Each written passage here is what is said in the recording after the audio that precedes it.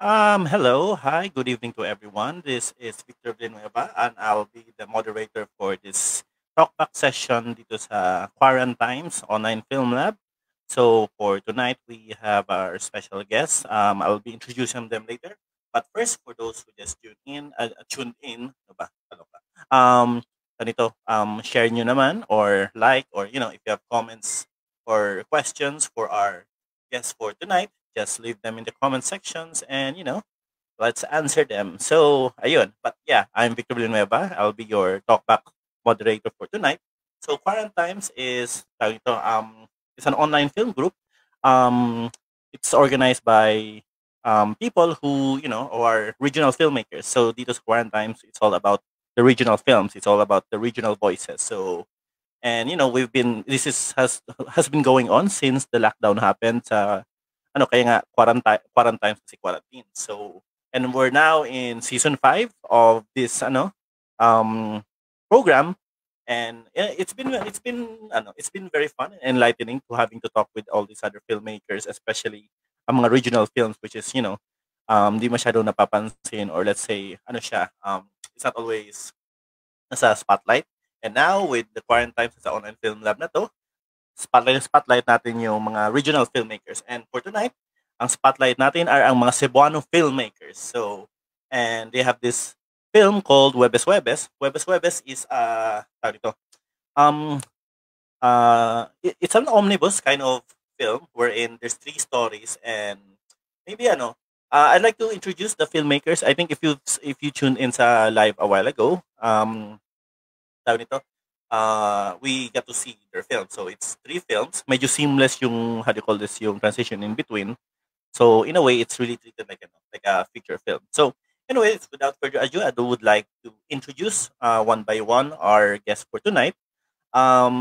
First is our first guest is he has won 4 Palangka Awards for his Cebuano stories. And I think ang latest is ang Haya ni Tasio na inspired sa Nolimi Tangere na character na si Pilosopo Tasio.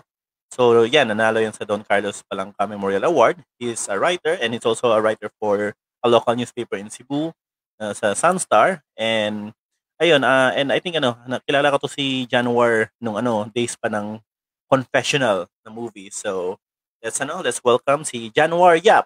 So he did a story called Maharlika in the Huwebes Huwebes na story. Hi Januar, how are you? Kamusta Hello. dyan? Hi, Vic. I'm good. It's raining Yan. outside.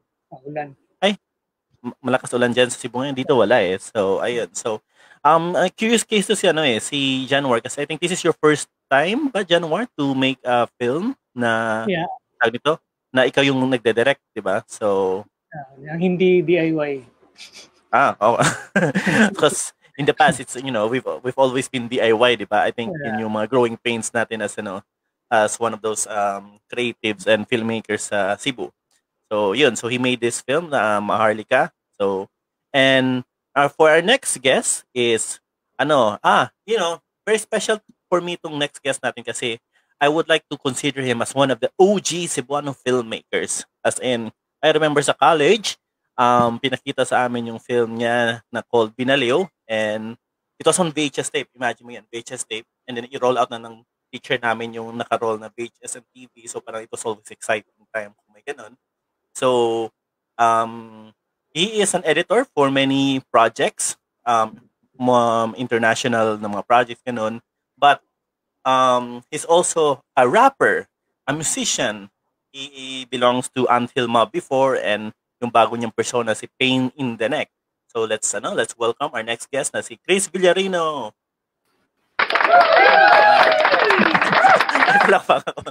Hi, Vic. Hi, Kris. Hindi ko to na-cue kay Januar. Sorry, Januar. Pero ito, this is for you, Januar. Yeah.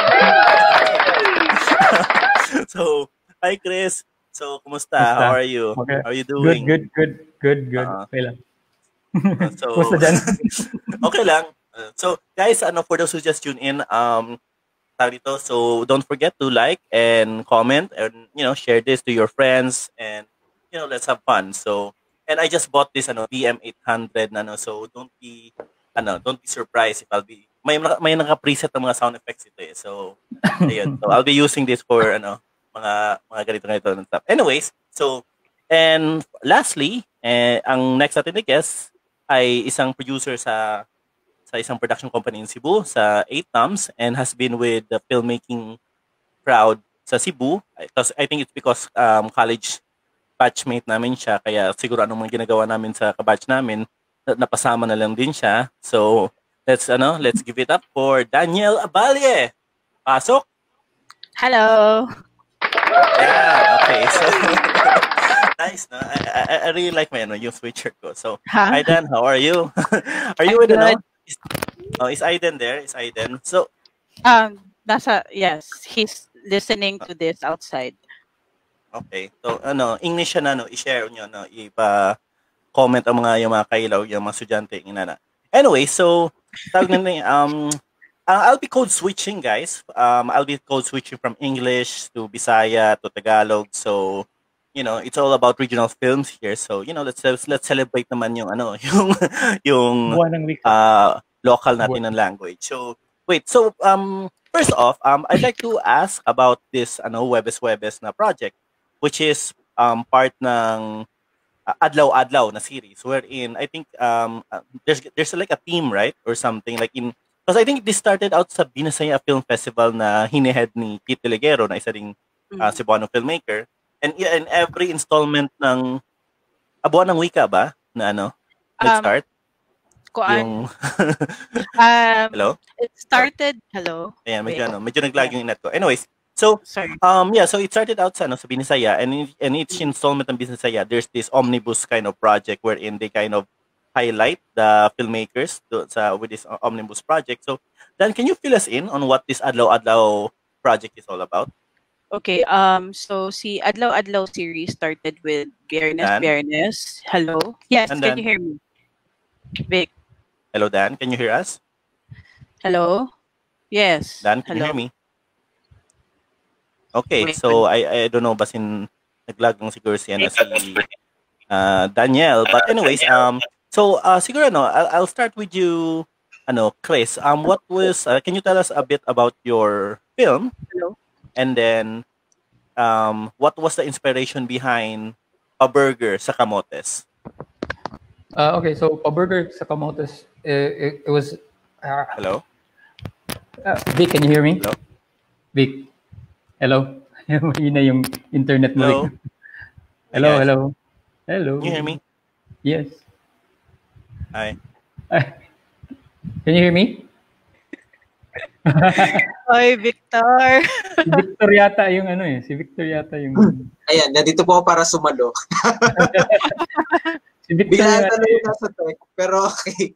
Hintay natin na makaka-reconnect si Direct Vic. Pero naririnig namin kanina, sumasagot si Miss Daniel. Yung una yata ang tanong is, tama ba daw po na sa Buwan ng Wika talaga nagsimula yung Adlaw-Adlaw? No.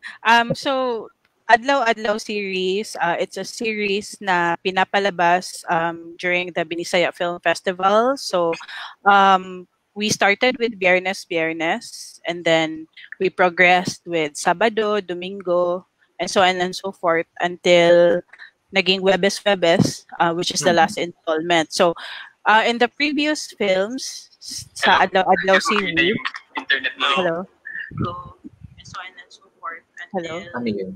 Huwebes May Huwebes. salita bigla. yung Facebook. Ay, may nagpe-play ba sa Facebook?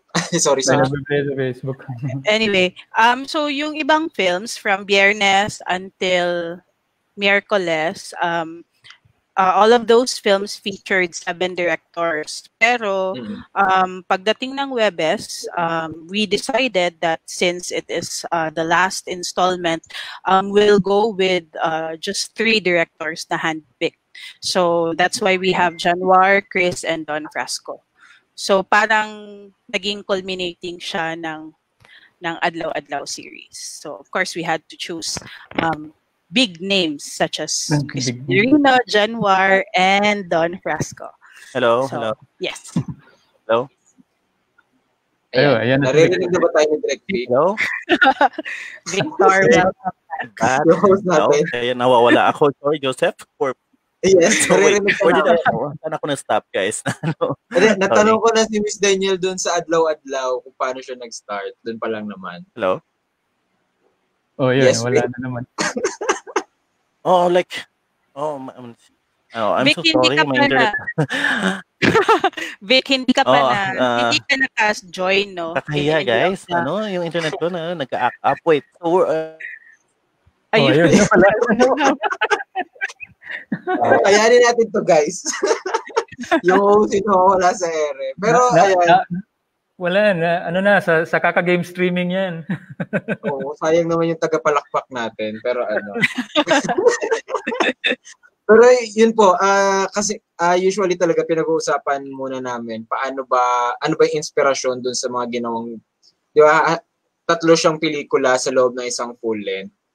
So, bago natin alamin yung pinakabuong reason kung bakit nabuo yung Huwebes Huwebes, alamin muna natin po yung mga parts by parts. Unahin natin po yung kay Direk Januar.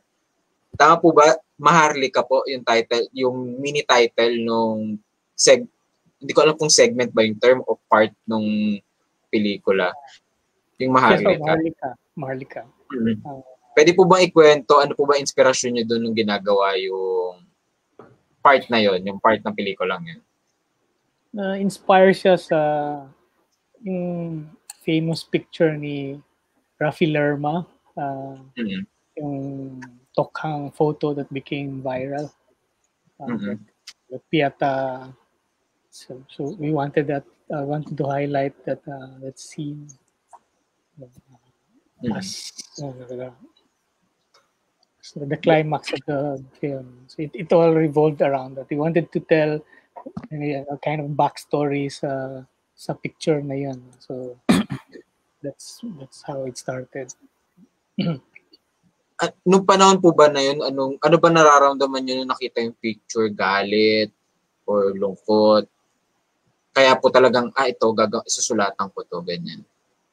Yeah, parang gano'n. Like everyone else who is against the way this drug war is being carried out. No? So yun. And ang hirap din kasi if you talk about it in terms of facts or statistics, ayaw makinig ang mga tao. So might as well tell the human story. No? I think it will be more effective. So yun ang ginawa namin. Okay po. Direk Vic, ayan, nagbabalik si Direk Vic. Naririnig mo na ba kami, Direk Vic? Direk? Vic? Okay, hindi pa din. Sige. Pero kung yung picture, yung inspirasyon ni Direk Januar dun sa Maharlika, ano po ba ang title nung kay Direk Kris? Anong title nung part niyo po dun? Yung sa akin, pa-burger sa kamotes. Actually, when we first met kasi, when yung inorganize na kami ni Dandan tsaka ni Keith Diligero, doon pa sila nag-bring up na okay, gawa tayo ng film, tig-isa kayong 3, and it has to make a political statement. And obvious sa amin yung drug war kasi. Pero sa akin, yung naging inspiration ko right after that meeting, it was this article that I read about yung parang yung mga anak ng mga biktima ng drug war. So I read this article, nakalimutan ko na, I think sa Rappler yata yun, investigative journal report. So yun yung naging inspiration ko. Iba yung sinulat ko una na script. Pero ganun pa rin yung tema na yung anak ng tinukhang na naiwan. Then nung natapos ko yung script na yun, medyo di kaya ng budget ko yung script na yun eh. So may idea kasi ako dati ng idea na pang ibang short dapat na yun tungkol sa isang about this blind girl na yung di niya alam na yung like yung siguro yung tatay niya na namatay. Mm. So inisip ko, ito na lang kaya gamitin ko. So sulat ako ulit and parang dumating na lang din yung inspiration. So yun yung pinaka-inspiration ko aside from may mga references din ako mga pelikula pero yun yung article yung article talaga na yun na nabasa ko yun yung pinaka ko. Hintayin pa rin natin si Direk Vic. Piling ko in some way magmimilagro ang langit. Makakasama natin si Direk Vic. Ulitin na lang po natin ulit yung mga tanong. Char joke lang. Pero Miss Daniel, kayo may idea rin naman po siguro. Maaari bang kayo yung sumagot dun sa tanong kung tatanungin natin kung ano naman yung naging inspirasyon ni Don Frasco, ni Direk Don, dun po sa kanyang part. Siya yung unang part, diba, ng pelikula. Yes. Nakwento niya ba sa'yo bakit yun yung ginawa niya? From what I remember, so when we were gathering to come up with a theme, no, when we had our initial meeting, parang it came up na parang gusto ng filmmakers to have this unifying theme of having the sea as a backdrop. Tama, 'di ba? Jan, Kris. Yeah. So si Don, he lives in Liloan town. He grew up there. What I am sure of is that Takot Reef, he drew inspiration from life in that town. So siguro he came up with the story through listening to stories from the community also. So ayun, that's what I got from Takot Reef. So most probably based din siya sa kung ano yung mga nangyayari dun sa kanila. But, yeah. Okay. Back to you, Vic. Palakpak naman dyan. Okay. Okay, wait. Yeah. Joseph, maki-host ka na sa akin kasi hindi I think I lost the sige. Ready naman tayo. Anyway, so So wait, have na-discuss ba ni Daniel yung what Huwebes Huwebes and Adlaw-Adlaw is na while I was away, nung nawala ako. Yes. Nakwento na nila Direk Januar tsaka ni Direk Kris yung part nila tsaka yung kanila doon. Gusto ko sana itanong sa kanila, Vic, paano naman nag-come up si Miss Daniel as the producer na itong mga kwentong to yung bubuuin natin? Drug war tsaka dagat. Paano combination? Ayan, sige, itanong natin. Itanong natin si Daniel. Paano ba ganun? Actually, yung theme na yun, hindi siya nanggaling sa akin. But it came from the directors. Actually, from what I remember during that meeting, wala pang pinag-uusapan na theme. Parang sinishare lang nila kung ano yung plano nila na stories that they want to do. And I think it was, diba tama, Kris, Januar? Parang nagkataon lang na the stories that they had in mind had this same theme. Diba? Yeah. Huy, mga tiyo, tubag mo.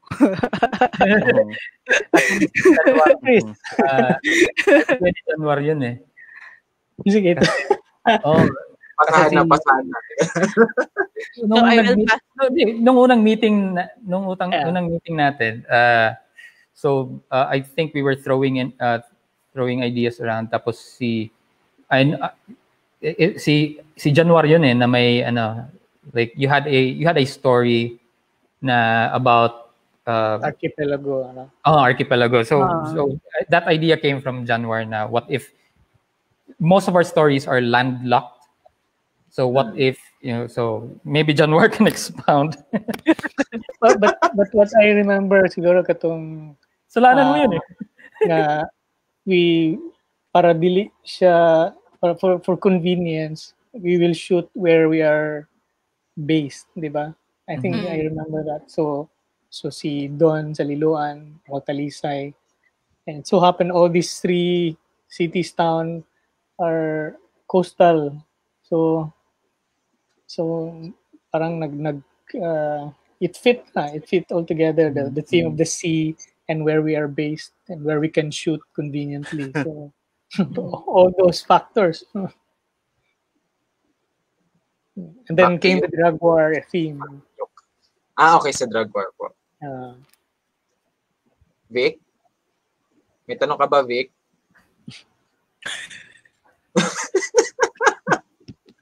Okay lang.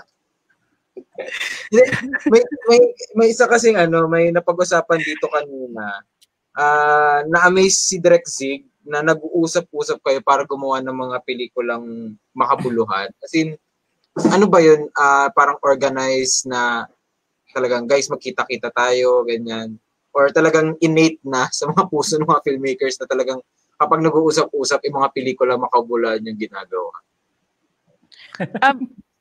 Actually, for Adlaw-Adlaw, at talagang pinagplaplanuhan siya.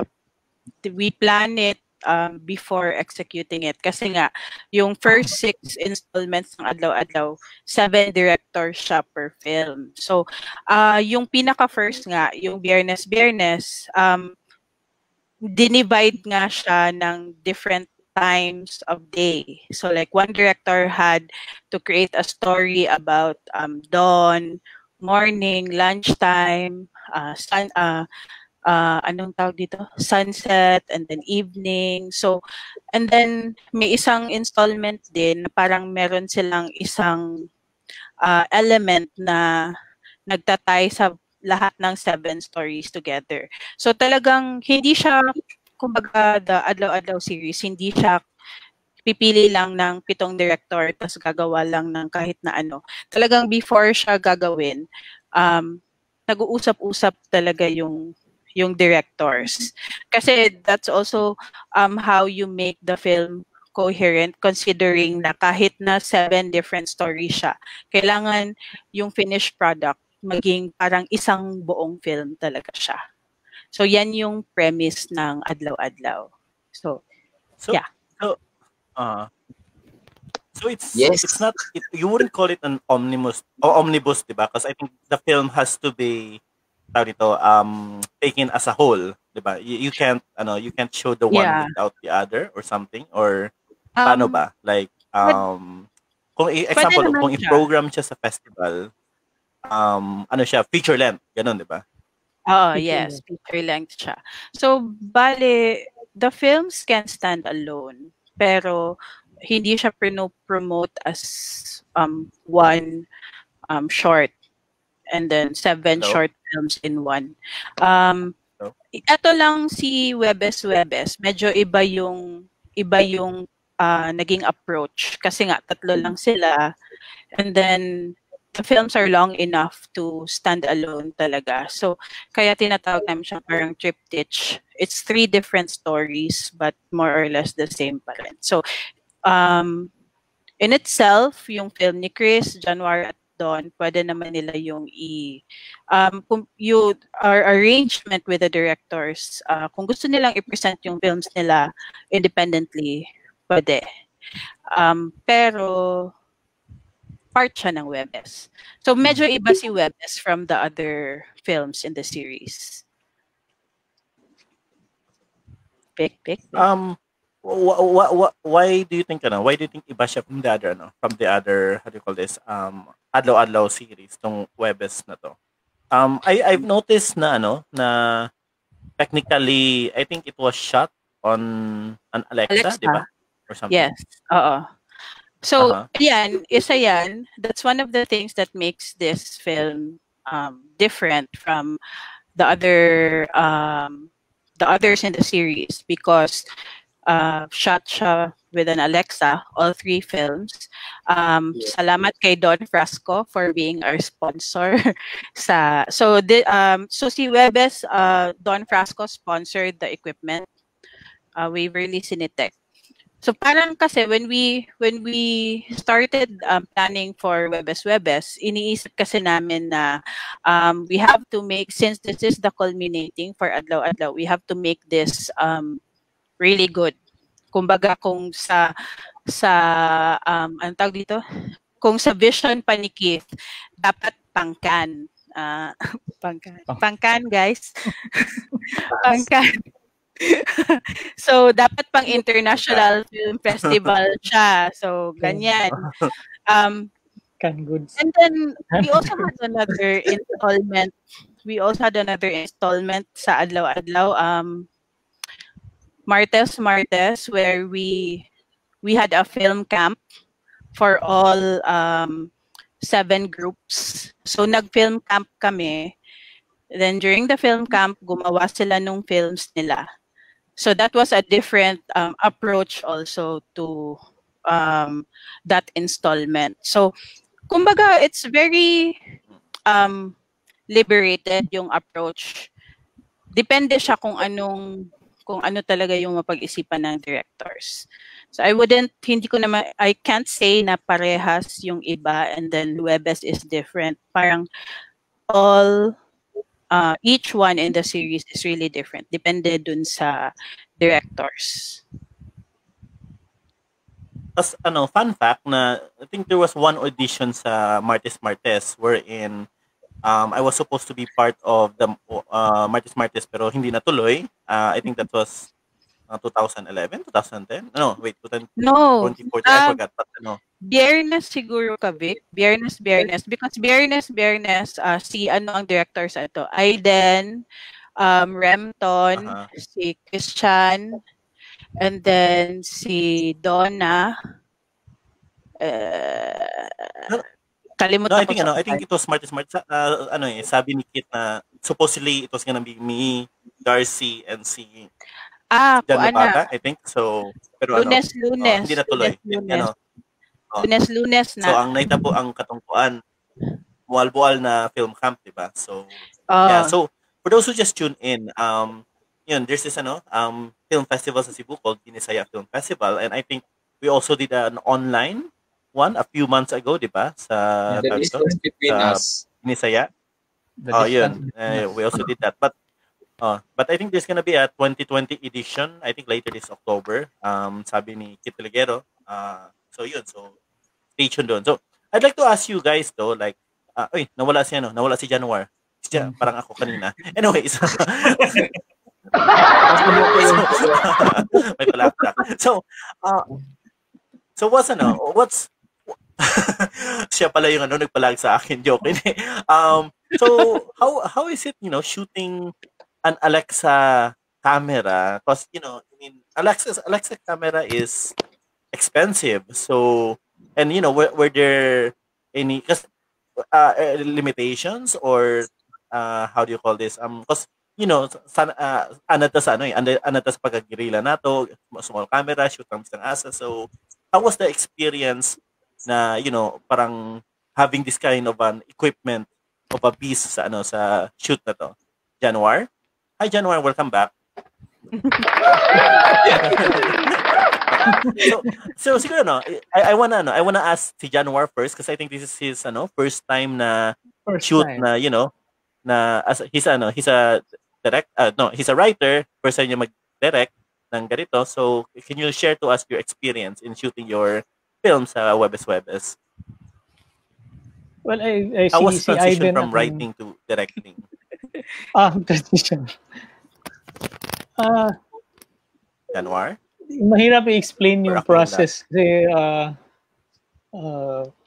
madungog na. Yes po. Kasi visual na siya. All these years writing fiction, you have to like Yep. illustrate by words lang. No? Pero this time, I think it's closer to writing a play. But yung transition ng time is, I think, more like a novel. No? Yun ang mga things na I discovered. No? Yun. And Yun lang. So, like for example, your character na gina-play ni Ivan Zaldarriaga, was it based on an existing person or, from one of your research or immersion into the subject matter? Can you tell us about that? Yes, may mga references, no? First, yung pangalan niya is Emman. Yung reference is the poet warrior, no? Si Emman Lakaba. And the character was also some kind of parang fugitive, who wanted to magkaroon ng low profile lang sa community. I think he was in between something, and quite secretly, tucked himself into that community quietly lang. And parang nagtatago siya from the law. So that's he was a poet, di ba? And sa story. And at the same time, some kind of a secret warrior. If you notice that bag, yung bag na tinatago niya, it could be something.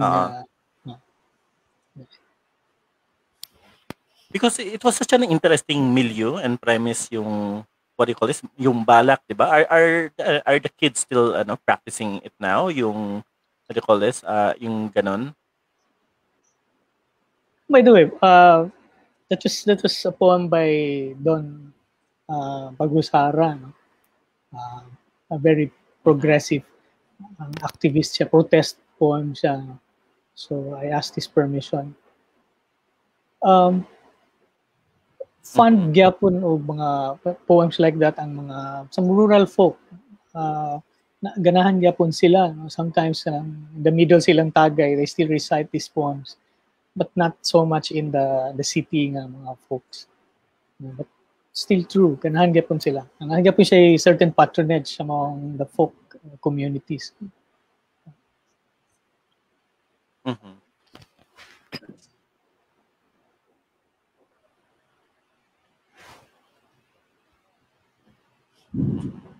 So, kamusta naman Januar ang, doing this film? Like, unsay pinaka-challenging in mounting this and producing this film? So, can you share us about it?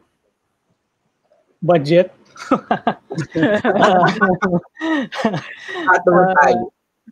I think that's one thing I discovered. No? A lot of mga hindi mo pa-predict na mga expenses, di ba? I think we all have gone through that. But there was excitement in the process. No? Yun. And the community naman where we shot the film, cooperative naman sila. No? They were used to people shooting in that community, so they're not surprised at all. No? So life goes on while we're shooting in that community. So yun lang, not so much fun, and we were eating a lot. So nagpalechon si Januar. Yeah. Lechon on the first day, the rest of the paksiw na lahat. May problema sa budget pero may lechon. Nainggit naman ako doon sa budget na yan. We were shooting in Talisay, no? That's the epicenter ng lechon, Cebu lechon. So, yun, that was the advantage. Ano po yun? Nakuha ding sponsor or kanya-kanyang bulsa yan? Kasama na nung binudget ni producer? Kasama na nung budget. Ano yun? 3 meals yun. Pang 3 meals yung lechon. Parang siya, lunch, dinner, and then kinabukasan, breakfast. Di ba dyan? Yeah. Ay, blood inabot. Producer, at least sa simula, masaya kasi yun talaga yung para ma-hype yung mga crew na, ay, my God, may palitsyon sa set. Yeah. So, really big one, di ba? Pero ano po, parang ang ganda ng kwento nyo na talagang community-based yung pagtutulungan. Like, ano po ba yun? Talagang naghihilahan yung mga taga Cebu pagtulungan pagdating sa pelikula? Tulungan po ba talaga? As in yung parang tawag ng chip in ng mga contributions kung saan sila makakatulong. Yeah. Ako, in my case, yung dalawa yung nag-act as producer ko. Nilibre nila yung kasi we already had Alexa, which was really generous for Don Frasco. Tapos yung producer ko din isa na producer / DP, si Dwight Booth, yung kasama ko. Nilibre niya din yung yung may equipment siya, nilibre niya rin kasi we also used a B camera na Blackmagic, no? Pocket. Tapos may mga din kami, mga light and grip na provided din nung isa din naming kasamahan na nag-act as PM. Libre din yung equipment niya. So ganun nung sinabi ko, oy, gawa tayo pelikula para sa okay, all in lahat so. Pero of course yung iba naman kailangan din like bigyan mo kahit konti, may lang para naman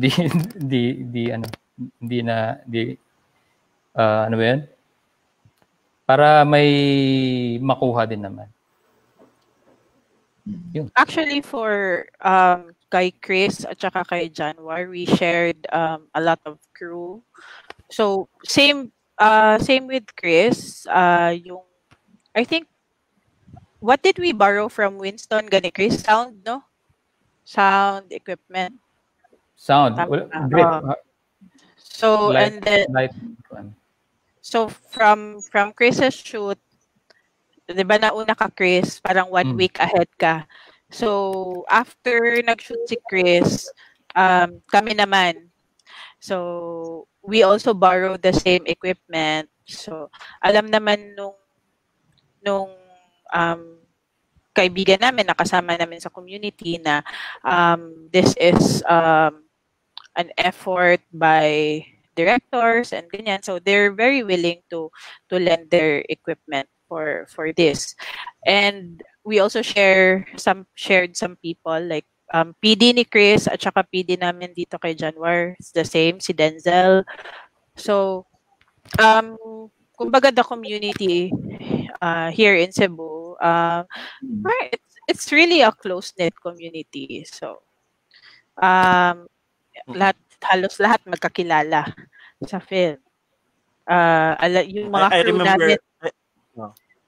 Yes, go. Go, Vic, go. I remember nung I was shooting my first film sa may paranormal romance at nag-shoot rin si Ivan ng Di Ingonato. So hiraman kami ng crew. So on one day, so most of the crew is nandito sa akin, and then the next day, ay, nawala yung crew ko. Nandun kay Ivan. So, it's a Cebuano film. May Publio Brinoes yan. So, ganun. Lagari yung shoot. Yun, we have So, may nag-bring up dito na sa comment section si Pedico at nagtatanong siya na, is Kris Villarino related to the film director Satorio J. Villarino who directed Visayas movies in the 1950s and 60s? Ayan, so reveal mo na yung bloodline mo, Kris. Totoo ba to? Aminin. True? Or a fact? Actually, yung yung apo niya, si Din Villarino, she's not with us anymore. But nung nagkakilala kami, we wanted to find out yung relationship namin, but we never did. But I think it was I think one of my titos said that my lolo calls Toting Villarino yan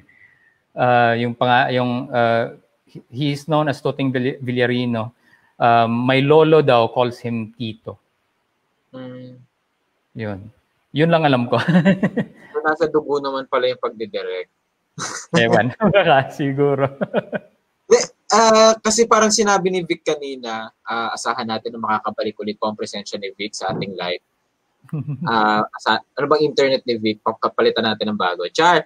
Pero ano tawag dito? Base po kasi sa sinabi ni Vic kanina, kayo yung OG. Sa mga, isa sa mga OG Cebuano filmmakers. Hindi ko po alam kung dahil po sa edad or dahil offend. Pero tatanong ko lang, paano nyo na-transcend yung passion sa paggawa ng pelikula dito sa mga kabataan? Like, kasi, di ba, si Vic, siguro nasa ano pala, hindi ko alam kung ano po yung age gap nyo, pero paano nyo na ipapasa na, guys, ituloy natin yung paggawa ng pelikula, ganyan. Or, sabi nyo nga, paano nyo binuo yung community, ganyan. Naku, 1 year lang yung gap namin ni Vic.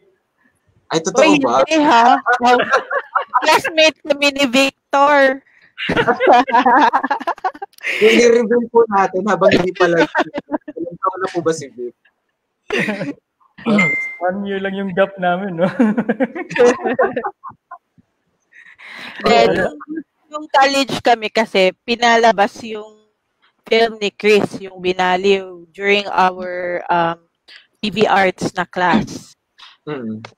So, Hindi kasi ano yun eh. for them, for sila Victor, sila Remton, parang yun yung awakening siguro nila na, ay, pwede pala tayong gumawa ganito. Sige, ikaw na po, Kris. Go. Hindi kasi yung time na yun, kasi pare-pareho kami advertising students, fine arts. Fine arts major in advertising. Tapos, I think nung school year na third year ako, yun yung nagkaroon yung TV arts namin, naging 1 whole year. So, malapit naman ako sa close naman kami ng teacher ko. Sabi ko, gawa tayo short film this year. So, yung program namin, yung namin, advertising arts, nung time na yun, ang usong-uso nun, painting pa rin eh. Yung mga magagaling talaga, yung mga nag-award, sumasali sa mga contest, mga painting. Nung time na yun, wala pang video, wala pang film. So, nung ginawa na namin yung short film, I think that was the first time na nagkaroon ng ganun sa school namin. And that was 2001. Oh, 2001. So digital pen, yung camera ginamit namin, Betacam eh. So and swerte naman nag second prize sa Gawad CCP. So at that time, parang yun yung naging like yung 1 year talaga yung gap namin si Christian Linaban. Right? Si Christian, 1 year yung gap namin si Christian Linaban. I-check ko ilang taon na siya. So, the next year si Christian sumunod. Tapos at that time nagkaroon na ng konting movement sa Cebu. And then after nung nag-graduate na ako, trabaho na ako eh. So pero sila Remton, sila Keith kasi pagka-graduate nila si Victor din, no? Nag-stay talaga sila sa film. Tapos si Keith, ginawa nila yung Binisaya. And doon na parang nag-explode na, dumami na talaga. And tapos I remember, ayan. Binisaya was 2010. Can you guys hear me? Naririnig ka namin. Yes, Vic. Yes po. Yes, Vic. Ayan. Wait, nawala. Ayan. Sorry. I remember, Kris, you were supposed to be, I think na-shortlist ka sa Cinemalaya before, no? Oh, kami ni Januar yun. yun na shortlisted kami. Semi-finalist kami. Yun, I remember that eh. Semi-finalist kami. I think that was the first Cinemalaya. 2000, before Confessional. 2005. Oh, 2005. I think, yeah. No, Confessional after. Yep. Anyways, yun. Pinaka-first nung 2005. Oh, 2005.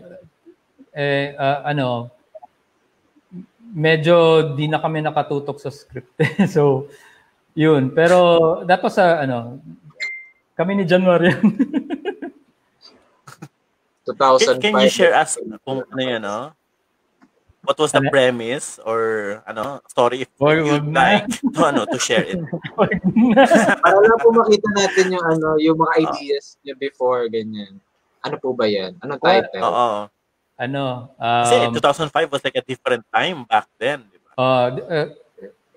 Yung title niya dati was Kumusta Alicia? And then, nung na-rewrite ko na siya last year ba yun, it's called, ang babaeng wala diha. Ang babaeng wala diha. It's about this girl named Alicia na walang reflection. Yun lang. Wala siyang reflection. Yun.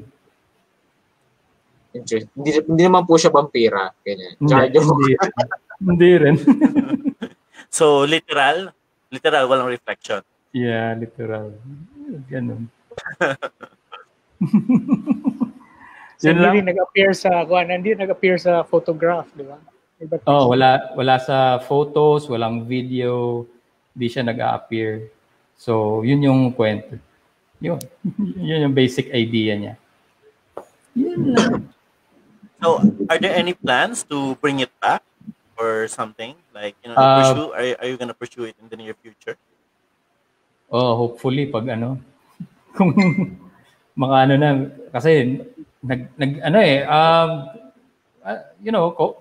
coronavirus, COVID. Kaya, wala. So, balik hanap buhay.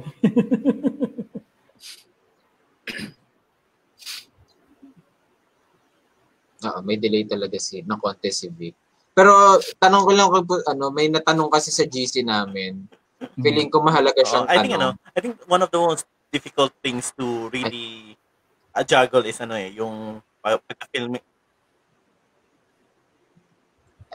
Vic, yes. Ayun, naputol ulit. Kaya natin yan. Go. Tiwala lang. Ayan, nabanitay natin mabuo yung Vic. Pero may nagtanong kasi kanina, since na-feature na daw po yung buong linggo, ano daw next for Aldaw-Aldaw? For Adlaw-Adlaw, parang... Adlaw-Adlaw pala to. Adlaw-Adlaw, yes. So parang ang plano for this year, retrospective muna. And then, ayan, may 1 year pa kami mag-isip kung anong pwedeng ipalit sa Adlaw-Adlaw. So, we'll probably have a retrospective in the coming Binisaya Film Festival for this year. So, para sa lahat ng hindi pa nakapanood ng ibang installments ng Adlaw-Adlaw, it's your chance to watch all 7 films. Ay, abangan po natin yan. I-announce natin para mapanood din nila. Pero, bilang huwag po ulit natin pag-usapan yung edad. Pero, base kasi sabi, kayo daw yung mga OG, ganyan, kayo nila Kit, ganyan. Pero so far po ba, ano bang identity ng mga pelikula ng Cebu? Parang gusto, at least kasi base sa mga napapanood ko, yung kay Vic, dry yung humor, ganyan. Visayan humor na tinatawag nila na parang nagjo-joke na pero sobrang tuyo nung pagkaka-deliver pero matatawa ka. Si Kit Deligero naman halos kapag ini-interview mo siya kung anong gusto niya sabihin sa pelikula niya, sasagot lang naman sa'yo ni Kit, wala lang. Ganon. Diba? Pag nakausap si Kit, gano'n lang lagi. Wala lang, naisip ko lang, ganyan. So, paano po ba natin, tapos may napanood pa kami, Super Psycho Cebu. Napaka din. So far ba, paano natin i-describe ano ba ang Cebuano cinema? Base po sa karamihan ng mga napapanood ng mga or gawa ng mga Cebuano filmmakers. Ikaw dyan. Ayan, from the literature. Wala, chapso di ba? I mean, formative pa naman siya. Yung identity. Varied siya. Oo, theme, parang style. Each director may iba silang style, tsaka iba-ibang stories to tell. like sila Keith, Remton, Victor, si Kris, and sila Ara, Christian, they have different styles at saka different din yung experiences nila and also different din yung genre na parang gusto nilang i-pursue. And we also see this in the new, yung mga bagong tubo na filmmakers. May iba-iba din silang styles, kanya-kanya din sila ng kung baga ang tawag dito, treatment. Some of them I think even stick to the same treatment sa iba't ibang short films nila. So tama si Januar. In a way it's chop suey if you put it all together. Pero iba yung flavor. And I like how nobody really tries to follow the other, or no, para kasing wala namang nag-isip na eto talaga yung formula to make a good film. Parang everybody has their own formula and it reveals a lot about that person, kung saan siya nanggaling, ano yung mga pinagdadaanan niya. So in a way, that's as a spectator, as an audience, before I started helping out in the filmmaking scene. Yan yung nakikita ko. Lahat iba-iba silang lahat. So I think that's a really good thing. Words I from think the old. I think there's a lot of experimentation, exploration. In a way, pwede nating sabihin na the modern Cebuano cinema is around 20 years old, no?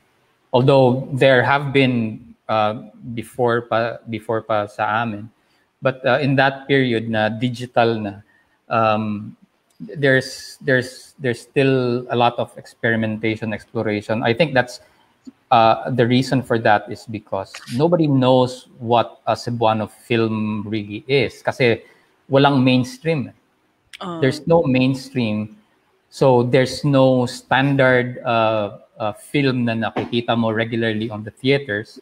And that's why when Cebuano filmmakers make their films, they don't have anything to, rank it or to put it against. So I think it's a lot of experimentation and exploration, and I think that's a good thing. And siguro mag-stabilize lang yan, magkakaroon lang ng there'll be a parang homogeny if there was a mainstream, pero wala, di ba? I mean, we're not even selling Cebuano films in Manila. Like if you won't see anytime soon a Cebuano film pitted against a Tagalog film. That's like once in how many years? Like once in every few years. Kung may gawin naman si Victor ulit. But so in as far as wala pang parang like this is what a Cebuano movie looks like. Wala, puro eksperimento lang talaga yan. Which to me is a good. I think okay lang yun yung na mag-experiment lang ganon. So different voices, different styles. So ayun. Alam mo nung in-unplug ko yung charger ko, medyo naging matino yung internet. Hindi ko alam kung bakit. Anyways, so ayun. Nagkahiyaan kami ni Vic kung sino una magsasalita. Hindi yan kahiyaan, Joseph. Ano yan? Lag yan. It's lag. So, parang may mga daming dito sa StreamYard ko may lag ganun eh. Totoo ba? Pero kasi dun sa kinukwento nila. So kung nag-experiment yung Cebu, di ko alam, parang ayokong gamitin yung term, pero may ano ba yung efforts ba para hindi lang Cebuano naman din yung makapanood ng mga pelikula? Like, siguro si Miss Daniel bilang producer, ganyan. Paano, may mga ano ba, may mga nagda-drive ba na, ay shit, palabas natin to sa ano, kailangan to mapanood ng ganon, or ibahin ko na lang yung tanong, paano na-appreciate ng ibang regions? Halimbawa kami, from Ilocos Norte, from Cagayan, ganyan, may mga times ba na feel ko kailangan din nating matry na may palabas to sa other parts of the Philippines. Ganyan. Yung Alam mo, Joseph, sige, yes, wait, ikaw. Sige, Daniel muna. Daniel na naman ako. Producer nga pala kayo pareho. Sige. Oo. Di ako, I'm one of the guests pala, no? Ako nagsasagot eh. Unahin natin si Miss Daniel. Ladies first, babe. Actually, marami ng films from dito na pinapalabas sa Cinema Region. I think si Keith, he's very instrumental in spreading these regional films, not only through Binisaya Film Festival, pero si Keith kasi mahilig siyang mag-submit ng mga films eh. Halimbawa, nasali na tong set of films na to sa Binisaya Film Festival. Usually, he would always headline for these films to be part of other festivals, regional festivals, or even sa Manila na mga Luzon na mga festivals. So talagang I think si Keith is very big on that. So I think that's one of the ways na ipapalabas ang mga films from Cebu sa ibang mga festivals. And eto ngayon, yung nagiging online na yung mga festivals natin, I think this is a good way to put out our films kasi available siya online. So, ginawa namin yun sa, anong tawag dun? Parang nag-online film festival din kami last March to April. Yes po. Oo, so, ayun, feature din yung ibang films. Sana naman napanood ng iba. So, nagdo-donate kayo sa ano, tama ba? Naalala ko. Nag-donate sa mga... Yung parang donation drive din. Naging donation drive din namin siya for Binisaya. May patrivia si Sir Teddy. Ay, natakpan sila. Labig na kasi Sir Januar. Sorry po. So, sabi ni Teddy, ni Sir Teddy, there was a sequel na mainstream in the 50s. But all films are destroyed except for one. So, there is no sense of history or tradition about what went on before. But cinema is in your DNA. Natalio Bacalso directed 3 movies, one of which, Salingsing sa Kasakit, competed for Best Picture at the FAMAS Awards against films by directors from Manila. It won award for Best Child Actor of 1955. Ay, binabasa po pa. Ayan. So, salamat po Sir Teddy sa patrivia natin ngayong gabi. Ayan. Masugid natin na nanonood dyan si Sir Ted. Ganyan. Actually, I think sa USC Cinema. Parang comment lang sa yung message. I think there was a move to kasi sa USC Cinema there was a move to parang hanapin and maybe ano ba tawag dito? Yung mga old na films, I think they were able to locate some copies of old classic Cebuano films from the 50s, 60s, 70s. I think di lang ako sure ha, pero I think they were able to obtain some prints ang sa USC Cinema, and they will be able to siguro si Misha or they will be able to answer that question. But as far as preservation ng mga old films, wala, parang ilan lang siguro natitira. Yun. Okay, Vic. I think dapat dapat parang there should be a move sa Cebu na, to restore this mga lost films or ito mga classics or something na. Alam mo yung ginagawa ng sa pelikula yung mga ganun. Yeah. So, I don't know. It's just that there's this sige mo, answer na lang po ko Joseph para sa ko sa panels. Sige, Member ka na ng panel. um, naging panel na ako bigla. Kasi sometimes ang perception, in terms sa, for example, like, if we show our films sa Manila, there's some sort of excitement associated with it. That's why we like to, show it, or something. Sa Cebu, may pa eh. But I think, in the early years, parang, Bisaya na film? Yaks? Baduy? Or parang, ang perception na, ay, nagbibisaya, ano ba yan? Oo, as in, I remember when I was, when yung may Paranormal Romance was showing, that there was that initial reaction na, hala, Bisaya na si Rita, corny, ganun. So, but, nag-feedback ako, anyway, so, there was that kind of, reputation. But I think medyo na medyo alam mo yun, naging accepting kasi, like, for example, we have like Bisaya music na current, like yung mga sula na there's this renewed appreciation for anything Bisaya. So ayun, in terms of, viewing Bisaya films and yung rep yun niya. So but there's still that struggle talaga sa Cebu na, to appreciate it or to preserve it. So hinana siya. Anyway, so what was your question, Joseph? Diba? Ako pala yung host dito. So, Namiss namin yan. Tagal mo na wala. Oo. Hindi kasi parang nakwento ni Kit. Ay, sige po. Sorry, joke. Hindi, nakwento kasi medyo maging matino na yung net. Ay, okay, go. Pero nakwento ni Kit dati yung paraan ng Binisaya na kahit yung maliliit na spaces, nag-i-screenings yata. Tama ba? Diba, kahit...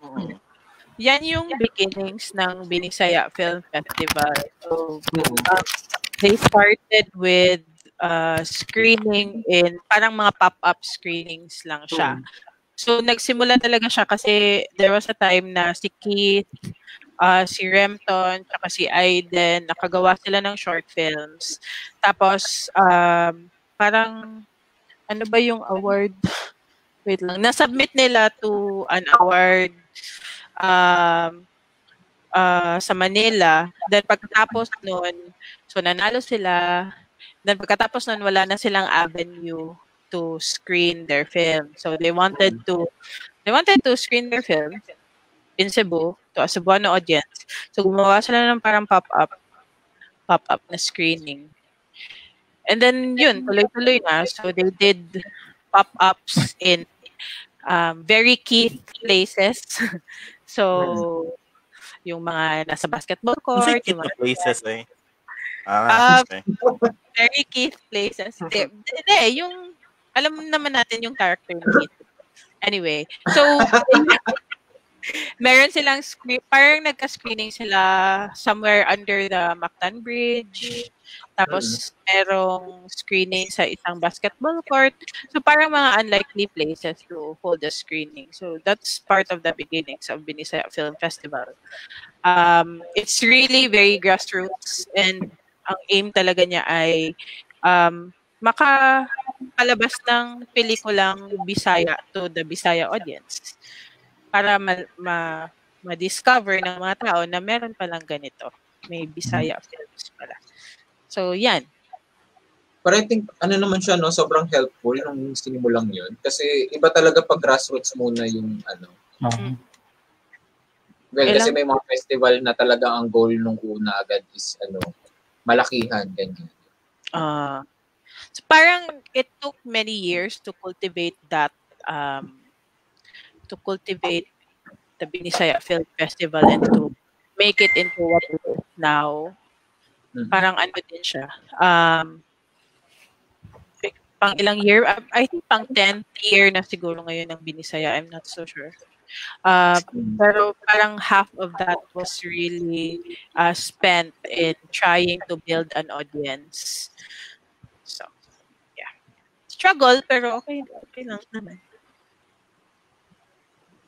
Mga tanong ko ba? Sa atong mga sa mga guests natin ngayon. Yes, yan. Balik na naman ako sa co-hosting. So, what is the importance of, doing a Bisaya film, or let's say in Januar's case, doing Bisaya literature? What is the importance of doing such? Importance. Miss Januar. Universe. Yan. Wait, Parang wait. Sis, nag-defend og sis thesis. may dead gap. Wait. Ano lang. Importance, ano ba? For those, that question is geared towards people who just tune in. Alam mo yun. Ayan. May pa full screen tayo kasi mahalaga yung sagot. Si Kris siguro una. Kris siguro una. Ikaw na, Kris. Pasa-pasa yung full screen. What was the question again? No. Ayun. I think it's really important that we make art, literature, songs, films in our own language. For una, like, because that's our identity. There's nothing more, how do you say it? There's nothing better than seeing on the big screen, like a film that speaks in your tongue, and the same thing with music, the same thing with literature. There's nothing better because English na tuloy. Because that's your identity. That's like if nasa ibang bansa ka, that's that, and then you see a film in Cebuano or whatever language, local language that you speak, parang it takes you instantly, it takes you home instantly. And you can see this really kasi malakas ngayon ang Cebuano music eh. You can really, because kami when we first tried making Cebuano songs, medyo konti lang yung appreciation. But now you can really see how that it's gotten big, and because people once people really hear music, film sa kanilang sariling language, and if they feel na maganda and it sounds like like a real song or looks like a real film to them, I think it instantly takes them home. I don't know, I'm blabbering. Ikaw dyan. Okay, pass the ball.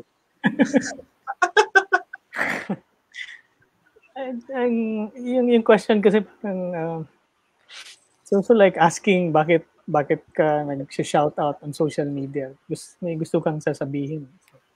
So I think so that's also why you write stories or shoot films. It's like showing a mirror to your community. Para naman baka naman mas maiintindihan lang mga sarili nila through your stories. Something like that.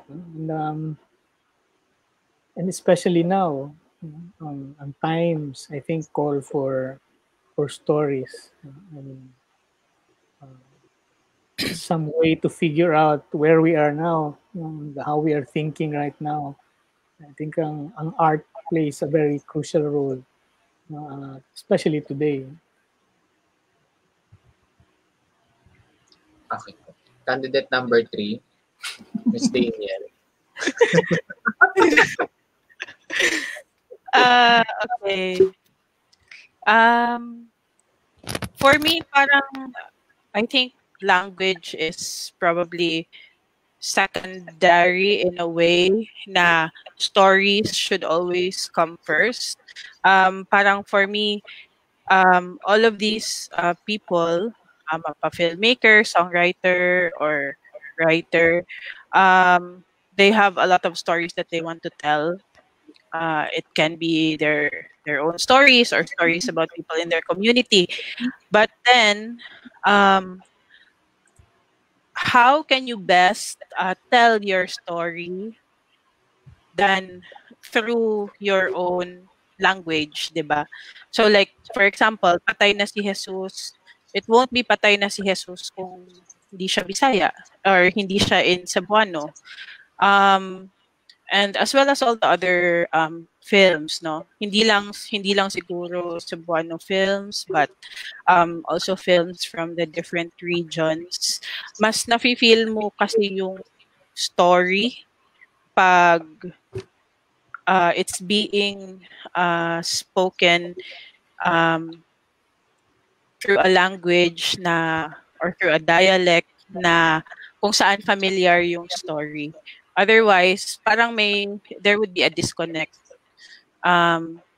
So yeah, I think yan yung importance eh. Mas may meaning, siya, mas may emotion siya when you're able to, and then you're able to connect to the people na gusto mong ma-touch if you tell it in a way na kung saan magiging mas understandable sa kanila yung story. So, I think yan yung para sa akin yung kung bakit importante to tell stories in our own language. Yun ba yung question? Palakpak, Vic. Palakpak. Palakpak, Vic. Yup. Na-answer naman. Actually, actually, na-bring up ko yung question na yan because I remember sa film school, sa Bigfoot, na tawag dito, yung mga films dapat in English. So, you have may mga short films doon na yung mangingisda, gano'n na, we have so many fishes. Gano'n yung gano'n yung linyahan niya. Or yung may hold-upper na, give me your money. Gano'n. Pero, yan ba yung mga tinatawag?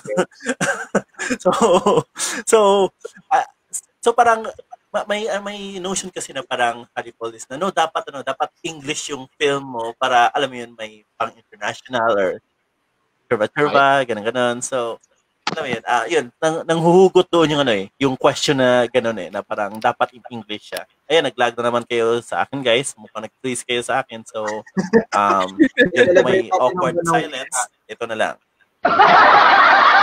So, anyways. Vic, okay ka na, Vic. Hindi kasi something light muna, ano po bang aabangan namin sa inyo? May mga upcoming projects ba kayo or kanya-kanyang plug po, ganyan. Or for other screenings ng pang pelikula, ganyan. Yeah. Alam mo, the moment I speak, nag-lag kayong lahat. minsan nag-usap kasi kami, pinaprank ka namin na naglalag kami kunwari, pero naririnig ka namin. Alam mo, I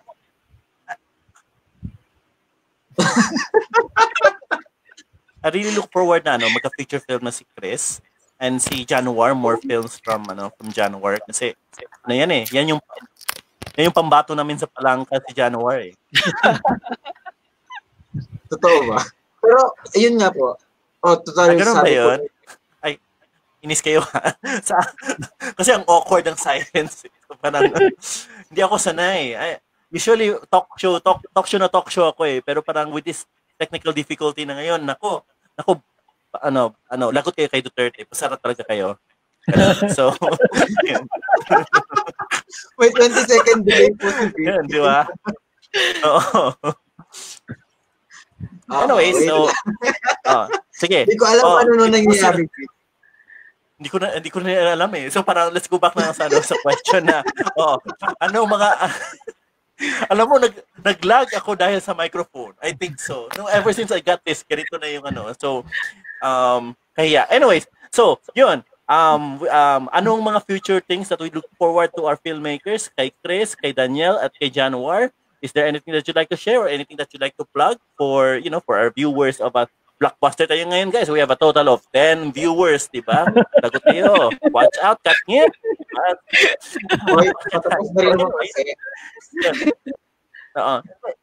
And while you're at it, you might as well answer the most important question of all sa ating mga viewers ngayon. What words can you give to our aspiring filmmakers and also sa mga expiring filmmakers din? So anyways, go. Wala. Sino? Wait. I don't know kung naglag ako, but Dan. Okay, let's start with you, Dan. Daniel, pasok. Yeah, pasok.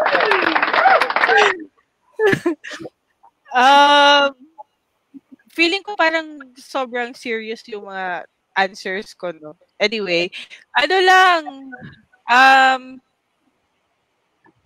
dapat maging katulad kayo nila Victor, Keith, at Remton, and all the filmmakers na walang takot. Continue telling stories, yun lang naman talaga yun. Kasi, ang daming stories na kailangang mapanood ng lahat ng tao. So, sa part naman namin, part ng Binisaya, we will try to continue to give you an avenue to showcase your films. So, yes, yun lang. Sulat lang, shoot lang, go lang. Until Mas pandemic, ganon? Oh, ano di ay? Oh, wala. Kasi, makuha ta sa kuha ba protocol sa, sa Jao, inana, di ba? Alam mo yan, nationwide ba yan, ha? Ano ko?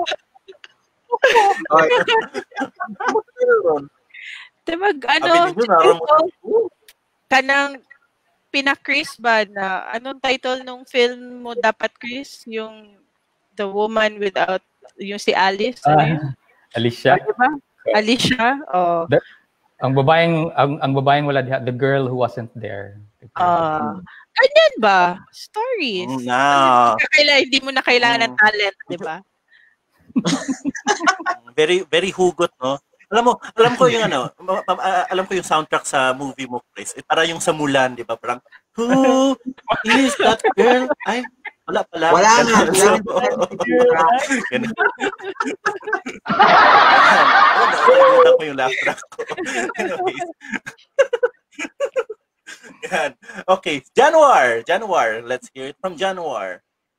For the young filmmakers, I think yung nakikita ko sa mga younger filmmakers, they're kind of missing something, which is a gold mine of materials. I think they should revisit their own literary tradition. I think the Cebuano literature is so rich with stories. I think yung younger filmmakers should try to revisit that, because it's a very rich resource, no, for stories. Yun lang. I mean, or any literature for that matter. No? So, I think makakatulong yan. Even the big names in cinema have fairly good background in literature. Diba? They read their novels, they read their books. Unsang mga literary books imong ginabasa karon Januar, and unsa imong gusto i-recommend sa atong mga viewers ngayon?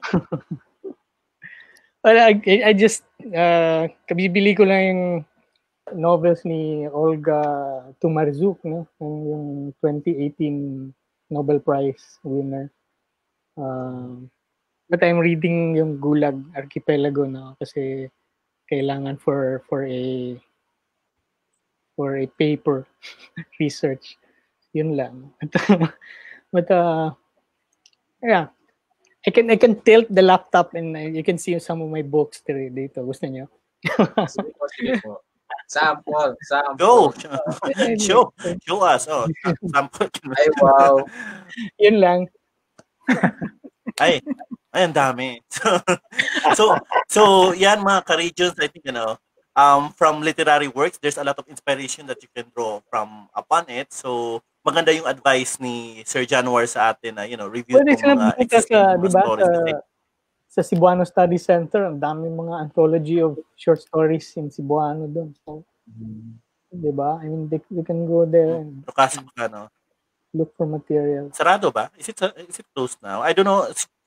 GCQ naman ang Cebu ngayon, no? So, baka they can go, pero social distancing na. Anyways, so how about ikaw, Kris Villarino? So, what are you working on? Future projects, and when can we see a feature length by the OG Kris Villarino? And kailan ang next single ni Pain in the Neck? So, kung suggestion in itong si Kris Villarino, hindi lang siya editor, a filmmaker. He's also a musician, rapper. So go check him out sa Spotify. Nasa Spotify ba si Pain in the Neck? So, yeah. One song lang. Anyways, guys. I-play. I-play. Okay na yan. Anyway, wala ako ano eh. I'm still trying to ever since COVID parang put on hold yung filmmaking plans ko. So alam mo na, we need to put food on the table then, but recently I've been thinking about expanding yung pa-burger sa Camotes kasi I maybe try and develop it into a feature length na but other than that, I still have my other scripts na maybe I have to rewrite at some point. Tapos din, what was the other one? Inspirational message. Yung Or lang. not necessarily inspirational. If you wanna uninspire them, okay lang din. Ay, my phone. Salamat, Vic. For aspiring kasi alam mo, aspiring din naman tayo eh. Like this is Huwebes Huwebes was like my second short since 2001. So maybe if I was gonna impart a message to aspiring filmmakers, it'll be the same message I keep telling myself na if you want to make films, invest yourself in film, be it time, be it money if you have it, because if you keep pushing that dream back, walang mangyayari eh. So if you want to make films, make your film now. Yun lang. So, Kris, di ba, wait lang, mamaya na yung plug ko kasi bongga yung pag-plugging ko. Anyways, Kris, is your first short film Binaliw available online? Nasa Vimeo yata. Nasa Vimeo, yes. Ayan, baka maybe we can plug it here siguro sa Parang Times if ever, na itong link na to para makita natin tong OG ng Cebu na filmmaker na Yes. si Kris. So, yun, but tama. I think we should show it, Joseph, yung film ni Kris sa Parang Times, and let's invite him again na parang ilang years na ba yun? 20 years or ano ba? 19 years. Pero 19 years. Yun. So ka-age ko lang. So tawag nito yun. Cute naman. So tawag nito yung how do you call this? Tama yung sinabi ni Kris na to our watchers out there na there's no time better than doing it now. Yung film mo maski in development yan or scripting yan, it's always important na you find the drive and the motivation to do it now. Wag mo nang pahintayin pa. Basta the first step is just really doing it. So ayun. Anyway, so I guess that's all for if anyone still has questions or comments, you can just leave it in the comment sections or a shout out, or maybe you can just PM us here or something. So I think we'll have another repeat viewing of Huwebes Huwebes later, Joseph. Tama ba? Ay, wala or na. Tomorrow or something. Or wala na. Ayun. So tapos tinanggal natin para iwas piracy. Ganyan. Pero okay. So anyways, I think wait lang. I think there'll be a Binasaya Film Festival 2020 edition. I think later this October, sabi ni Kit Telegero. So I think abangan nyo guys. So maybe we could have and yun. Nasa comment section ngayon si June sa Python. Sabi niya fights. As in, sabi niya fights yung Street Fighter. Ganon. And then sabi niya si Chris Villarino ba na? Sayang, kakapasok ko lang. Ayun. Sayang, June. Pero pwede mo naman i-replay. Yung kanito. Pwede naman natin gamitin yung mga questions. Start ulit tayo sa simula. That's another hour, no? Ngayon medyo stable na eh. Makatalk na ako eh. Pero nope, when the time is running out, kaya parang, wait. Wait lang. So, I guess, guys, that's all the time we have for tonight. Wait That's all lang, the time we have for tonight. So, wait. Yeah, Yes, Joseph, go. Plug lang kami. Kasi total, magpa-plug lang tayo kasi sinabi mo kanina na start na yung kanilang mga pinaplano sa buhay. So abangan nyo ulit yung announcement for Angeli Bayani Online Acting Masterclass. So yung mga nangangarap grabe. Alam mo, I heard so... Ang galing nung isang director I heard so many good things about that. Oo. Oo, grabe. As in,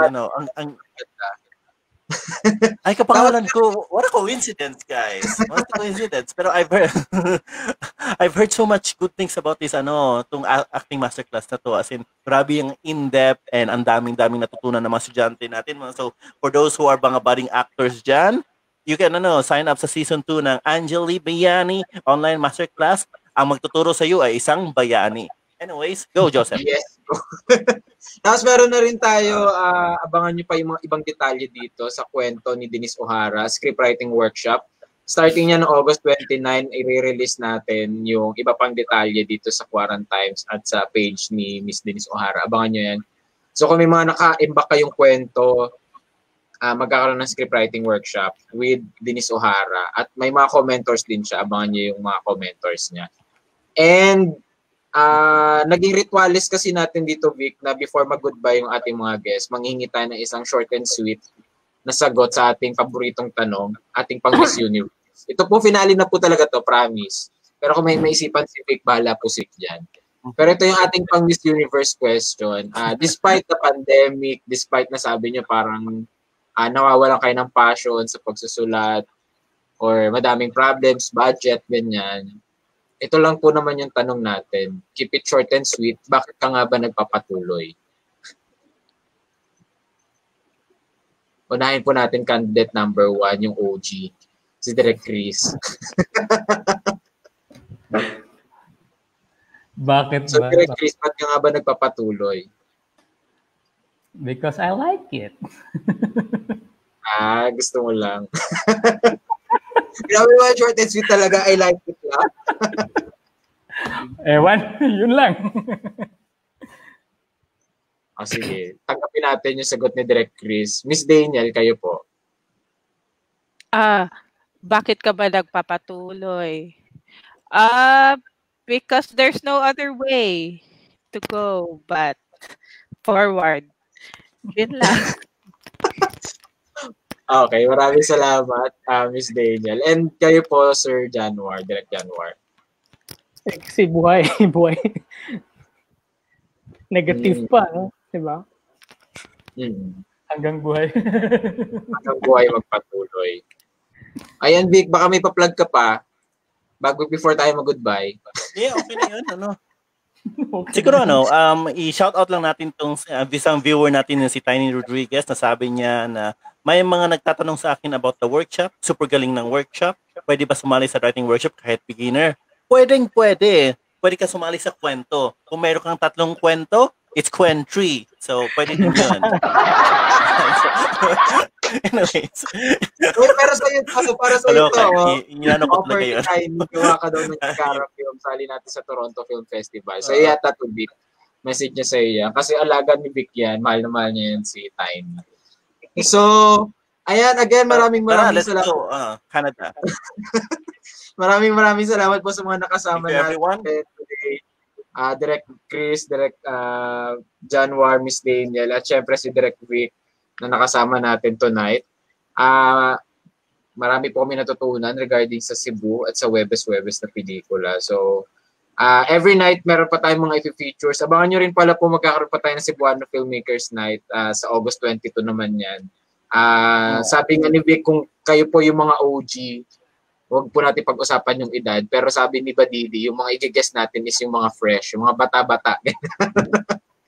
So, abangan nyo yan para maintindihan naman natin ano naman yung young perspective ng mga Cebuano filmmaker with regards sa Cebuano cinema. Actually, kasama ka ba doon? Actually, curious din ako I think ako din mag-host, pero sana okay na yung internet ko by then. Pero actually curious din ako curious din ako sa new perspective sa Cebuano filmmaking. Kaya ayun, I'm really looking forward to, to them. So, yun. So Ayan. hopefully, tingnan natin kung ako rin ulit o mag-host or am I fired after this kasi ginagamit ko tong ginagamit ko. So, ayan.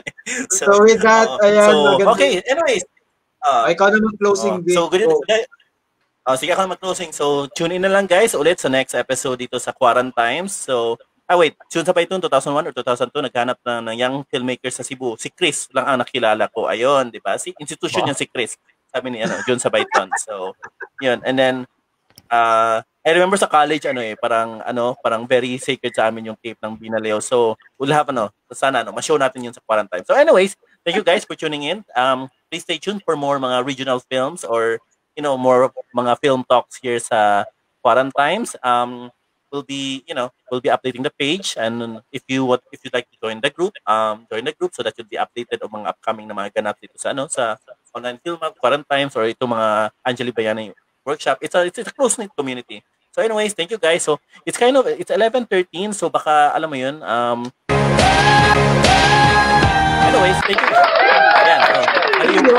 Mali yung pagpindot. Mali yung pagpindot. Mali. Trial run to Trial run ko tong pag-live stream. Anyways, so yeah. So yun, thank you guys and have a good night and see you again mga ka-regions. Bye-bye. Salamat sa mga guests. Thank you. Bye-bye. Thank you. Tapos na. Yes.